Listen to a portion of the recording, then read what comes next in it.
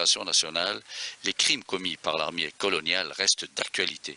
Cette fois, c'est de Tlemcen d'où nous sont parvenues de nouvelles découvertes macabres sur les crimes horribles commis par l'armée française. C'est le cas d'ailleurs des Algériens vivant près des frontières ouest du pays, qui s'étendent sur 750 km, allant de la première région au nord jusqu'à la 8e au sud. En effet, les travaux d'extension de la route reliant la commune de Khmis à celle de Beni Boussaïd sur les hauteurs du mont Asfour ont permis de découvrir une fosse commune contenant les ossements et les dépouilles des centaines de martyrs. Toute cette vallée que vous voyez là est pleine de martyrs. La prison ne se trouve pas loin d'ici et la seconde est par là. Ils exécutaient les prisonniers ici, avant de les enterrer dans des fosses communes. C'est dans ces montagnes que siégeait la première zone.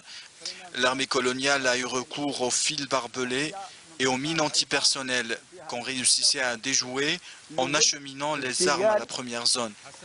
Selon les témoignages des Moudjahidines, les franchissements de la ligne Pédron du côté du mont Asfour, l'équivalent de la ligne Chal et Maurice à l'est du pays, ces missions étaient loin d'être de tout repos. Elles se soldaient par plusieurs affrontements entre les troupes de l'armée de libération et les forces coloniales. Suivirent alors des représailles contre une population démunie de toute défense, dont le seul tort était son soutien inconditionnel aux Moudjahidines. En témoignent aujourd'hui de cette atrocité les découvertes des fosses communes. Du côté de Tazarine, notre centre était une casemate. On l'appelait centre Mohamed Ouhamed.